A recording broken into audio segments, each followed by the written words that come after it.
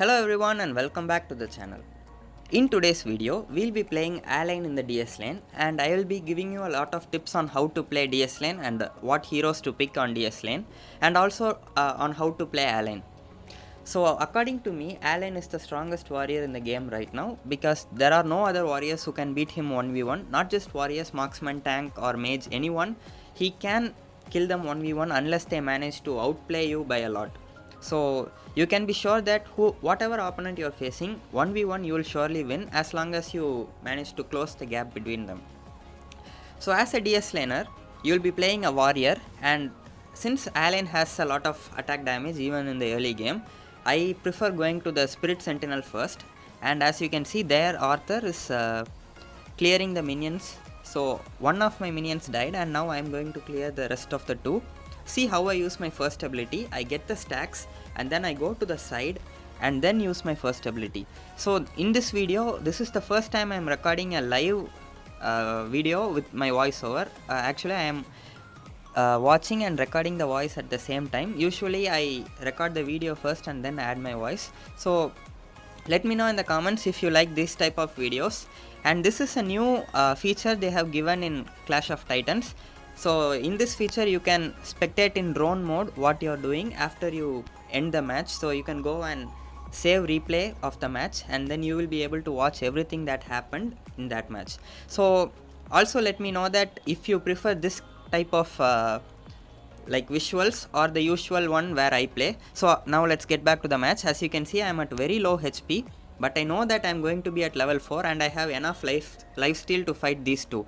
And see, Zephys is at full HP, but I am not afraid because I am Allain. So Allain has a lot of lifesteal, and as you can see, I have more life now than when I started attacking Zephys. So that's how strong Allain is.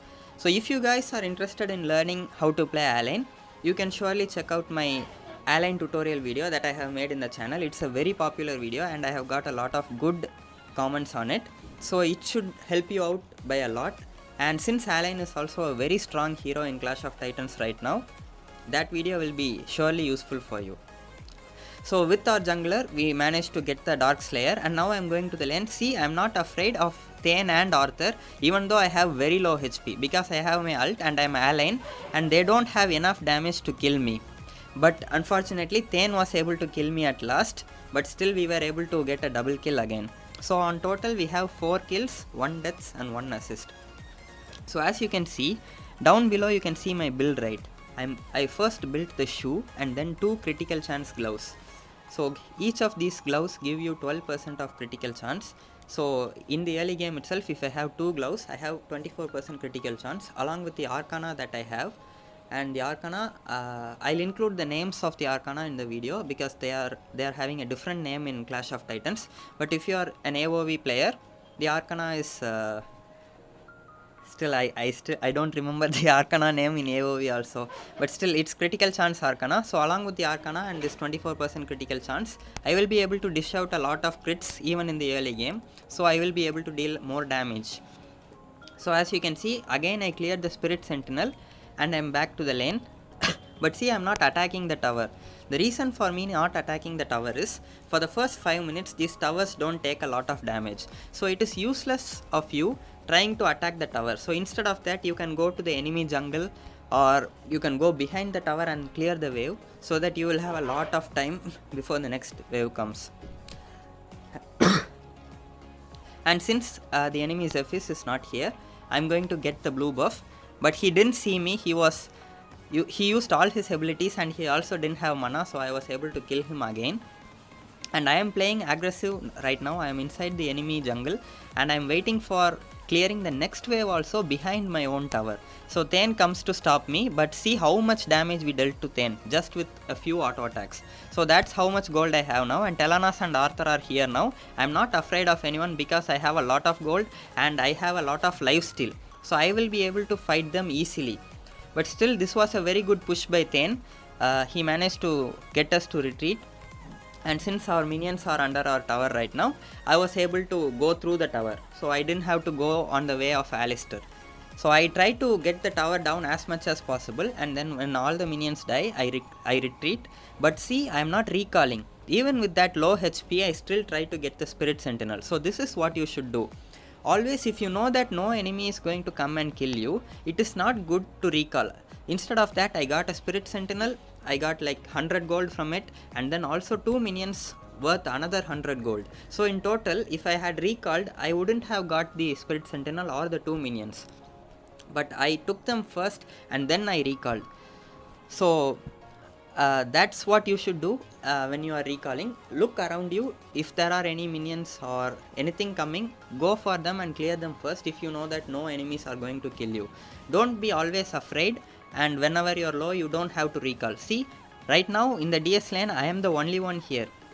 Even the enemy DS laner Arthur is in the middle lane following Alistair. So this tower should be down now. So this is a mistake that most of the DS laners do. The main job of a DS laner is to stay in their lane and push their tower and force the enemy team to come and attack them. So if I am here pushing all these towers, they can't afford to lose so much towers. So they will rotate as a whole team to try and attack me. But if I am strong enough, I should be able to fight them, or I can retreat. So the job of a DS laner is to put pressure in the DS lane. So I should be very annoying to the enemy team. My presence standing in the DS lane should be annoying for them. See, here I also don't chase Zephys. Instead, I see these minions here, so I go and get them instead. But Liliana managed to get the kill. Now I think it should be another fight here. I go in, I use my first ability. See how much damage we dealt. Allain deals magic damage, true damage and physical damage. So no matter if it is a tank or a warrior, he will be able to easily damage them. So we were able to go under tower and kill Thane, and we were able to take this tower as well and then come out. So see, as you can see now below, I have Clave Sancti and Devil's Handshake. 2 of these equipments already, and the third equipment that I am going to build is Beast for the lifesteal. So if I have lifesteal, I should be able to fight all of these guys. See, again we are fighting and I am at 1 HP. I was able to use my ult, get some shield, and then go under the tower and kill Telenas first. See, 1800 true damage crit. So that much crit, no one will be able to take that much crit damage even if they are tanks. So this is how strong Allain is. He is more versatile than most of the warriors because of his ability to deal all types of damage. And now I am low again, and as you just saw, I am not recalling. Instead I went and cleared the small creep, and now I am coming back to the Spirit Sentinel to get that also. So if I just recall, I won't be getting any of this. So this is something you can always do.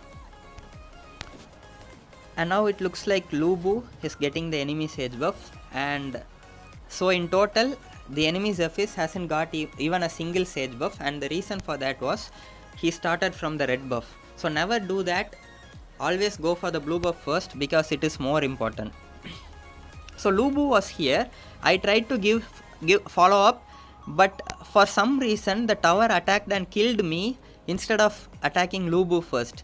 But Lubu was the first one who went in. So that's why I thought, but I was killed before I even did anything. I didn't even use my ult, but before that I died. So our team is just standing here and trying to poke the enemies, Alice and Liliana. But in the mid lane, the tower is pushing. So if they are standing here and if they are not letting Alistair to go and clear the middle lane, the tower will automatically fall to minions, right? So that is what they are doing right now. And the enemy team is playing very passively, even though they are just 2 players here from our team, because they don't want to lose right now, and they have Alistair also. But Liliana tries to poke Zephys, but he used his ult and got away. Meanwhile, I have respawned and I am going to go and take the Slayer all by myself, because as you can see, I also have the Beast now. So Beast is a lifesteal equipment which works very good on Allain because it heals magic damage and physical damage. So I should be able to get this Slayer without losing any HP at all. And as you can see, that was an easy Slayer now. So with this Slayer's Drake, we should be able to end the match. And at the same time, Violet has also got the Abyssal Dragon. So we should be very strong now, because having both of the buffs makes your whole team very powerful. The Abyssal Dragon buff allows you to deal more damage to enemies, and the Dark Slayer buff restores your HP every second. And I go in with my ult again. See, deep under the tower, Thane is pushing. See how much damage we deal. That's it. We were able to kill all of them without even losing one of our teammates, and we also have a lot more HP. So whenever you're diving a tower, you have to dive in as a whole team, and if you do that, the towers will be confused. They'll be attacking you one by one, and none of you will die. So this is the strategy to dive towers. So thus we were able to end the match. So the summary of the match is, throughout the match you were only seeing me in the DS lane, right? I didn't go to any other lanes. I was in my DS lane and I was pushing into the enemy jungle. I went and got the Sage buff. I cleared the minions behind the tower. So this is what you should do primarily as a DS laner. You have to put as much pressure as you can in your lane and force the enemy mage to rotate to your lane instead of going to the abyssal lane to support their other teammates. So by doing that, you will be able to help your team a lot, because our mage will be helping our team in the abyssal lane and they will be together getting a lot of objectives, but the enemy mage has to come and deal with us. So in this case, as you saw, since I was bullying Arthur, Alistair had to come every time in order to help Arthur, but we were able to kill Alistair also because Allain is very good and Alistair is not strong before level 4. So keep in mind, as a DS laner, your first job is to put pressure in the DS lane. Don't go away from your lane too often. Try to push your lane when the enemy DS laner is not in your lane. Try to break more towers, and that will force him to come back to the lane. And in some cases, in some other DS laners, if your team is losing the match so hard, you have to go and help your team. But I'll cover all that in a separate video about DS lane. So that's gonna be it for today's video, guys. I hope you all found this video entertaining and helpful, and please don't forget to let me know in the comments below if you like this type of visual and voiceover. So I recorded this voiceover live, but usually I record the video first and then add audio. So let me know if you like that also, and I hope you all have a really great day, and I'll see you guys in the next video.